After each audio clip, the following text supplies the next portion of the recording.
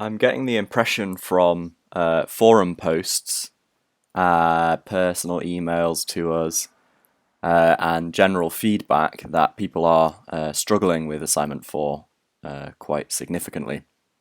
It's not too bad. I've seen some good solutions so far, so it's good to see some of you do understand. But just to kind of alleviate these concerns, I'm going to do yet another hints and tips video for this week. And I don't expect this every week, but given that I'm sensing this kind of level of struggle with this assignment, hopefully this will be useful for you. Okay.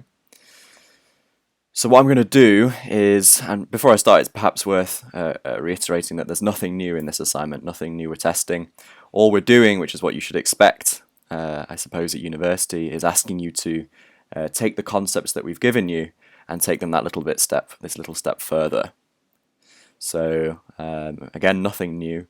We're just asking you to put into practice what we've taught you and make these kind of logical conclusions about the mechanisms or techniques that you can employ in object orientation, which is what I'll kind of what I was hoping you would kind of be able to infer. But if not, here I'm going to kind of put these into practice for you. Okay, so another hints and tips video. Really hope this helps you on towards completing this assignment in the kind of last couple of days. So I want to start by looking at where we were last time in our last hints and tips video. So we built this notion of a top trumps game. I defined using my class car here in a more versatile way. Again, this isn't ideal. We're going to look at something in the next couple of weeks called inheritance, which would actually be perfect for this situation. But for now, I'm going to use my car here in a say it's not a terrible way to use it, in kind of a versatile way. Whereby I'm not going to use it to represent an actual car, but instead a car on a top trumps card. Okay, so if this is unclear, go back to my previous hints and tips video where we should be able to see this in practice. Okay, so here I had my car that I was using as a card. I defined this notion of a hand, which consists of 3 cards represented as cars. I had my appropriate get methods for this and a constructor to set them.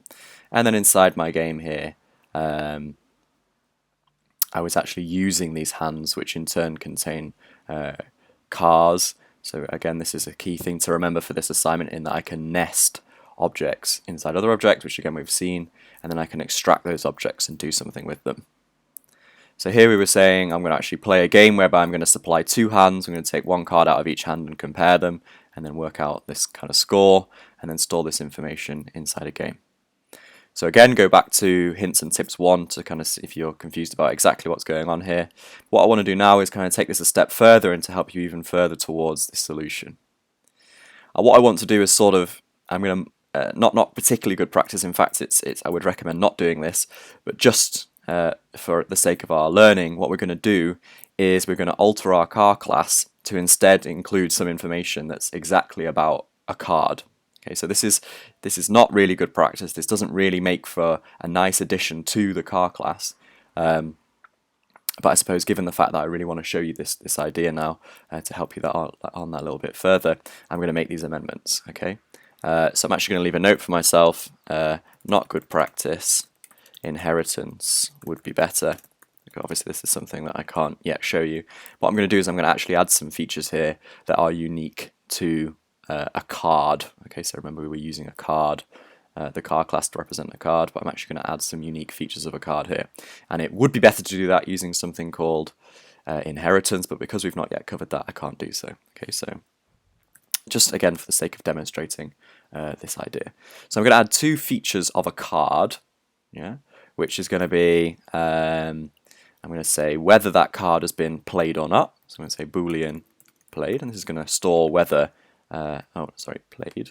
This is going to store whether that card has been played or not. Back in whether the card has been played, and I'm going to do another integer here, and I'm going to say times played. Okay, so what I'm going to do here is I'm going to say how many times the card has been played.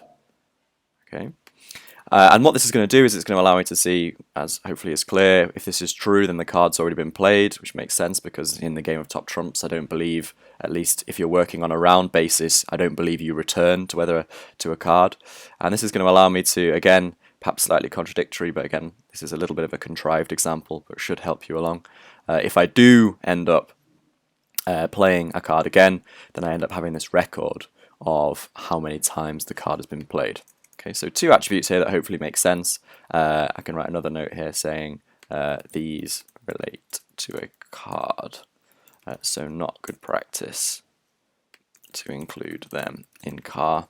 Inheritance would be better. Okay, so again, I wouldn't recommend if you're using, because this obviously now, if I were to come back and use this class to represent just a car rather than a card, these two fields wouldn't make sense. But just to kind of keep things just for the purpose of this example, we're going to put these fields in here. So to complement these fields, what I want to do is add some getters and setters. So I want to be able to set whether the card has been played or not. I want to be able to get whether the card has been played or not. And I want to be able to set and get the number of times played. Okay, so quite straightforward. Public void get played. No, so it's going to be Boolean if it's a getter. Get played. I'm going to return played. And then I'm going to say public void set played boolean played. That's going to say this dot played equals played. And the same thing for my times played. So public int times played return. Oh, I really can't type this morning, can I? Return times played. And then public void set times played int times played. Okay, so this dot times played equals times played. Yeah. So very simple. Two fields, not really ideal for the car class, but we'll leave it there for now because it's just a demo. And some getters and setters again, which are, I'm going to use kind of separate this with just a little comment separator there, so I know this whole section of code isn't really best practice, but it's useful for this example. What I want to do now is inside my actual game, I want to be able to manipulate the values that are stored inside a car, okay, any car objects. So any car objects that are stored inside a hand, here in these fields, I want to be able to manipulate them from inside game so I can log whether a card has been played or not. So any card stored inside a hand, I want to be able to access that card and then manipulate whether it's been played or not, and then I want to be able to manipulate the number of times it's been played. So after so I can actually do this inside compare boost down here, because this is my nice reusable class. So what I could say actually, I could even do a separate method, couldn't I? So I could say something like public void log card played, couldn't I? Which is actually quite nice. So here I could supply a car and I could call it card. Okay. So actually let me do this method later on. Let me do it manually first. Let me actually put some repetition in here so you can see the process, and then later on I'll slim things down to a method just so it's 100% clear exactly what's going on here. Right.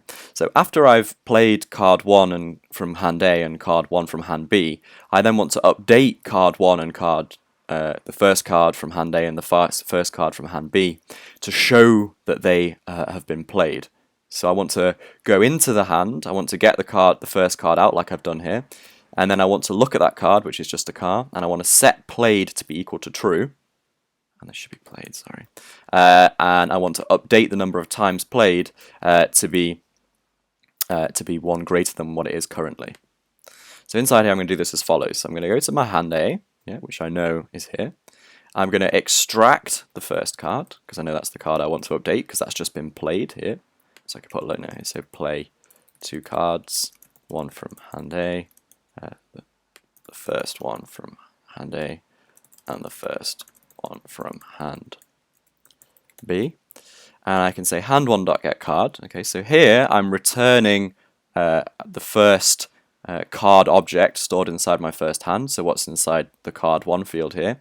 And then I can do another dot here, right? Because I know that the result of calling this is a card object. Sorry, a car object, which we're representing as a card. Okay, so I know the result of calling hand1.getCard1 is going to give me a car object. So I can then go ahead and I can now call any of the methods inside the car class. So I could say card1.setPlayed true. Okay. So here I can go through these nested objects. So I know that I've got a card object nested inside hand A. So I can go to this hand object, ask for the first card object that's got stored here. Sorry, here. So this is the card, which is obviously represented or a representation of a car. And then I can further go inside that class and call one of those methods. Okay, so I have values stored inside car, obviously. I have this played and times played, and then this is subsequently stored inside a hand, which I can then access from game. So this is nothing new. We've seen the notion of objects being stored inside other objects. We've seen the notion of calling methods to manipulate those objects. So it's just about taking that extra logical step to see that we can manipulate the values that are stored inside nested objects. So here now I'm setting the first card in hand A, I'm setting that to be played. And now I also want to go ahead and I want to update the number of times it's been played. So we can imagine that when we start the game, we have fresh copies of our car classes. So the value stored inside times played is 0. Because remember, we get this implicit equals to 0 here. Java gives us that by default. So what I want to do is I want to effectively increment the number of times that car has been played. Now I could set a method inside car that would simply add 1 to this field and call that. But in terms of the relevance for this assignment, I'm going to do this in a little bit of a longer way round. I'm actually going to manually update the value in the played field, times played field, sorry, to be equal to whatever's in the times played field plus 1. So I can say a similar process. I want to go to hand A, I want to get the first card, and now this time I want to set the times played. So I want to set the times played inside this field inside the car class to be equivalent to whatever is in there currently plus 1. Okay, so actually let me call this get times played just for extra clarity. So I can now say, again, go back to that same object get card1 dot get times played plus 1. Okay, so what am I doing here? So let's start, obviously in Java we always start with the most nested things first. So I'm going to say go to hand A, extract the first object that's stored in there, which I know is the first card, which I gave here, card1 here, and then added it into the hand here. And then I'm just going to say go into that card and get the value inside the times played field. Yeah, and whatever that value is, I'm going to add 1 to it. Yeah? So at the moment when I first create my car, it's going to be there's going to be a 0 value in there. But then when I get it now and add 1 to it, that's going to be incremented by 1. So the value returned by this statement is going to be 1. So it was 0 before, add 1 to it, now it's 1. And I'm going to take that and reassign it back to the times played field. Okay, so let's just prove to ourselves that this works. So we can say number of times card 1 from hand A played, and I can say here, this is what I want to say, I'll just do it manually, hand A dot get card 1 dot get times played. Okay, so I can do this arbitrary series of method calls, and just so I can get some clarity of output here, I'll get rid of these print statements for now. I guess some of you will be thinking, I always tell you to do printing in the main. That's true, that's still true, but that doesn't mean that you can't put print statements inside your classes just to help you understand what's going on. So these, for example, in my last hints and tips video, these print line statements weren't part of the overall logic of the program. They were just to help me understand what was going on, and that's actually a really good way to understand and therefore debug your code if needed. The real printing was going on here inside top trumps, I think it was, yeah, here. So this was the real printing that was part of the logic, where I'd return true or false from this method, and that would let me know whether who had won the game. Sorry, that was in the previous hints and tips video. So let's run this and see what we get. Let's try it. So, oh, that's running a previous thing that I wrote. So let's instead run top trumps. Okay. And here we go. So let me just check there's nothing incriminating in here. No PPA answers. No, just everything we have here. Lectures, assignments, exercises. No, I think you're out of luck, guys. Sorry. But yeah. The assignment answers are somewhere else. Gallery tracker, car, deck, dish, game, hand, meal, my test class, race simulator. PPA lectures, PPA science, no secrets there, I'm afraid. Okay, so back to the task at hand. So here I can say, look, so number of times card 1 from hand A play is equal to 1, right? Because I know here I've played card 1 because I've passed it to this compare boost. So this is effectively playing 2 cards. Yeah. So now I can see that the number of times I've played card 1 from hand A is equal to 1. And I've got a true somewhere R because that's the winner of the game. Okay, so again, I'll comment this out just for clarity. Yeah, so hopefully that makes sense so we can increment it. Let's do the same process again. So let's ignore hand B for now. Let's go straight on to the next round. So we can imagine this is playing one card from hand A and then another card, the first card from hand B. So this is like taking both players showing their first cards and working out who's won. This is now the players showing their second cards. So we can say showing second cards. So here, let's do the same process again. Let's see what happens. So if I again say hand A dot get card 1 dot set played true. Yeah. Oh, actually copied and pasted it in there. Oh, I didn't see that. Forgot I'd done that. So actually, let's do it manually just so we can make doubly sure. Okay. So here we've taken the first hand A, taken the card 1, gone inside the object and set its value played to be equal to true, and then done something slightly more complicated where we've again got that first object, but this time we've called a method on that object that requires us to manipulate a value that's already inside that object. Okay, so this is a really, really important concept here. Again, nothing new, just a minor extension upon what we've looked at so far during the course. So again, the process is the same, just to save, copy and paste. I want to see you actually doing this, so set played true. But this time we're saying get card 2, aren't we? Because we want to get the second card now. So here we were working with the first card. That's now been discarded. Here we want to work with the second card. So now we're setting the second card to be played equal to true. And system.out dot, hand A dot get card 2 dot set times played. Same process. Then we're going to say hand A dot get card 2 dot get times played. I would really recommend you not to use Eclipse for auto completion like this, by the way. I'm just doing it for brevity.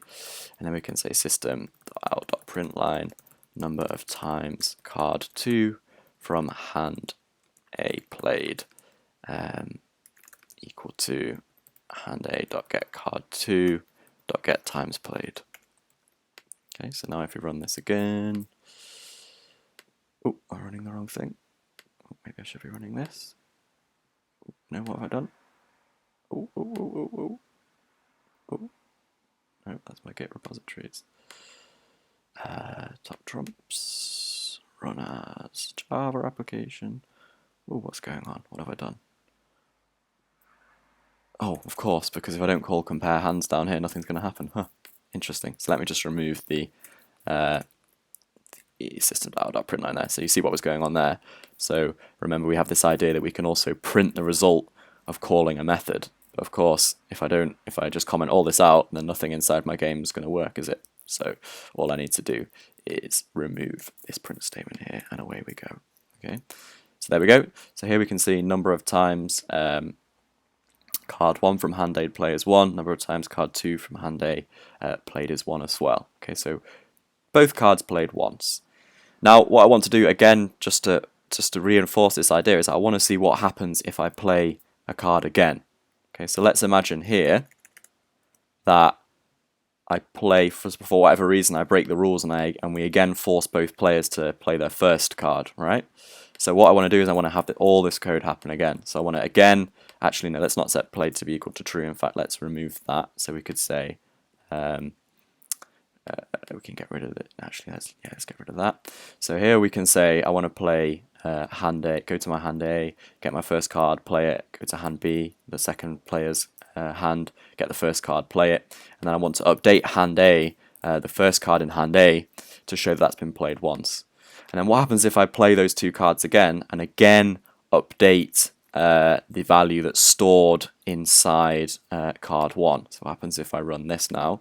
Then you can see, again, it's been played twice, right? Because here, let me just add some comments to help you. So play 2 cards, the first one from hand A and the first one from hand B. Update card 1 from hand A to show that it has been played once. Get information on number of times card 1 played. Play first 2 cards again, breaking the rules, and then update card 1 to show that it has been played again, and then reprint results of times played. Okay, so here we can see play 2 cards, first one from hand A, the first one from hand B. So we can imagine, again, as I've said, that we play the 2 cards, and then we go through this process, remember, where we take how many times card A has been played, increment it by 1, and then store it back inside the card itself. So I'm kind of using card and car interchangeably. So this is the car class that I'm kind of using in a bad way to represent both a car and a card. And then I print out again the number of times, or I print out for the first time at least the number of times that card has been played. And then I go ahead and play those cards yet again. So now I can see that I'm kind of getting this updated value now. Yeah? So this is how you manipulate the values that are stored inside nested objects. Right, so let's neaten this up because this is well and truly messy. So we can definitely shorten this code down. Let's go back to just having my compare boost. So play 2 cards. Let me comment this out for now. Get rid of these. In fact, let's get rid of all this. Let's get rid of all these print statements as well, just to keep things nice and tidy. Okay, and I'll put some comments back in once we know what's going on. Okay, so I'd say first round, playing first 2 cards. Second round, playing second 2 cards. Third round, playing third 2, which sounds weird. Third 2 cards, you know what I mean, I hope. Alright, so let's make this a bit, the solution we had a bit more general, which is what I started doing before, so log card played. So what I want to do here is I want to be able to say, once these 2 cards have been played, so they've been passed to compare boost, which is effectively playing 2 cards because we're doing the comparison, then I want to log that those cards have been played, which will set the played value to true and also increment the times they've been played. Okay, so it's very, very simple. I can say card dot what was it, set times played, or set played to be equal to true, yeah, and I can say card dot get times played. It's exactly the same logic as before. I'm just making it a little bit more extensible. No, it was set times played, wasn't it? Set times played card dot get times played plus 1. Yeah, so it's good that I didn't start like this actually, because it was nice for you to see the kind of the way that you wrote. You kind of got the card back, and then subsequently with yet another dot, you then updated the values that were stored inside that object. But here we can make this process even more straightforward. So we can kind of say here, if I call log card played with card 1, and then I call log card played with card 2, then I'm kind of making this process of updating the value inside a car or a card. Again, I'm using these quite interchangeably, these words, because they're sort of in a bad way representing the same thing now.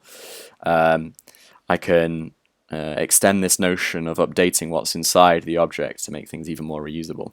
So I'm effectively going to, let's think what happens in the first round. So the first time we compare the top 2 cards, I'm going to take the first card from hand A, pass it down here to compare boost. So we're not even thinking about hands anymore. We've just taken that card out and it's now been passed down to compare boost. And then we're going to take it again at the beginning of compare boost and pass it down to this method here. Okay, so then we're going to interact directly with that object, which was previously extracted from a hand, and we're going to update some values in there. So again, I can put my nice print statement here, say system.out.println, and we can say it'll be a bit more difficult now to identify which card is which. We'd actually maybe need some identifier inside here. I could put maybe a string here. Yeah, well, no, because we've not used strings yet, have we? How about an int, so card number? That'd be nice, wouldn't it? So here I can say 1 and 2, and then I can say card number played card.get times played. Yeah. Okay, good. So let's see what happens now. So let's start off simple. So let's say we only have one round. Probably made a mistake here, but we'll see how it goes. Then we reprint this now, and we see card 1 has been played once, and card 2 has been played once as well. Okay, because we're kind of updating these values that were 0 and now they're 1. Let's introduce another round. So now card 2 has been played once again, which doesn't seem right. So what's going on here? Oh, of course, because card 2 has only been played once before, hasn't it? Because it's because here you see it's a different card from the deck, isn't it? So let's instead, remember we were going to break our rules, say card 1 here. We can say played a second time, breaking the rules. Then here we're going to pass the same objects through, aren't we? So hand A dot get card 1, hand B dot get card 1. Let's print this again, and now you can see here they've been played twice. Yeah? Does that make sense? So this might be a little bit misleading, this print statement, because we're actually saying first and second, aren't we? So this means that the first card has been played once. The first card from the first deck, first hand has been played once, and then here the first card from the second hand has been played once, but then we go back and we kind of get those cards again, pass them through the process again, and then increment the values that are stored. Just to make this extra clear, let's actually go back to our car class and add another cheeky attribute here. So we can say private int card. Oh, actually, you know what though? We could use the, I just realized we could use the ID of the car, couldn't we? So I think inside here, oh brilliant, I already had 1, 2, 3. So here I have the car 1, 2, 3. And that would actually work quite nicely, wouldn't it? So we could use this information directly inside our game to kind of make this a little clearer. So we will use this instead to say player number, yeah, and we'll say player number. So this will say something like player number 1 or player number 2. So this is card 1 or card 2, which we know is from player 1 and player 2. So we could actually call this player card 1, player card 2. So this is the player. No, that should be player 1 card and player 2 card.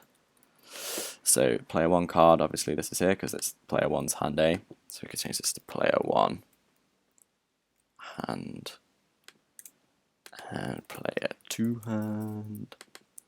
Player 1 hand, player 1 hand, player 2 hand, player 2 hand. So it's the first card from the player 1 hands, the first card from player 2 hands, and then obviously we're going to do this naughty thing where we're going to redo or recall, reuse cards from a deck, and then we're going to say player 1 card, player 2 card, player 1 card, player 2 card, and then we're going to pass these cards, player 1 card and player 2 card, and an integer to represent this is player 1 and player 2. So here we can say player number 1 played, and then we're going to say card, and then we go inside that card and say get ID. Yeah. So here let's print this out now. Sorry, player number. There's me missing the brackets off the get ID. And so now let's see if we have slightly more intelligible output. Excellent. Okay, so let's see what's happening here again. So we get the first card out of player 1 hands, we get the first card out of the player 2 hands, and then we pass this to compare boost. So this is effectively playing those 2 cards. We log that the card has been played, so we want to update something inside these whatever card object is passed through here. So we say card.set played true, card.set times played is equal to a number of times played. Add 1, which is the process we were talking before about nesting, accessing these kind of nested objects. But here we've split that nesting process across 2 or 3 methods. Okay, so we pass in first of all player 1, the first card from player 1's hand, that comes down here to player 1's card, and then that comes here, player 1's card, and then that comes here, player 1's card, and then we want to update this card to show now that player number 1 have played their first card once, which is true. Okay, so this is the first card from their deck. We pass it to compare boost, which effectively means it's being played, and we log that it's been played once. Okay. Same process for player 2, so we extract the first card from player 2's hand, pass it to compare boost, so player 2 card, pass it to log card played, sorry, so player 2 card, pass it down here, and then do the same process. So now we know that player number 2 has played their first card once. Okay. And then we do the same thing yet again, don't we? So we again, kind of breaking the rules, take that card again for player 1, pass it down here, same process, and now we see that player number 1 has played their first card again, so they've played it twice, and the same process for player 2. And then we can do the same thing again, so we could say player 1 hand, player 2 hand, and run it and see what we get. So here we can now see player number 1 has played card 3 once, right? Because that's true. They've only played their third card here once, and the same down here. Yeah, so the last sort of, I guess, 10 minutes of this video have just been about making the solution more efficient.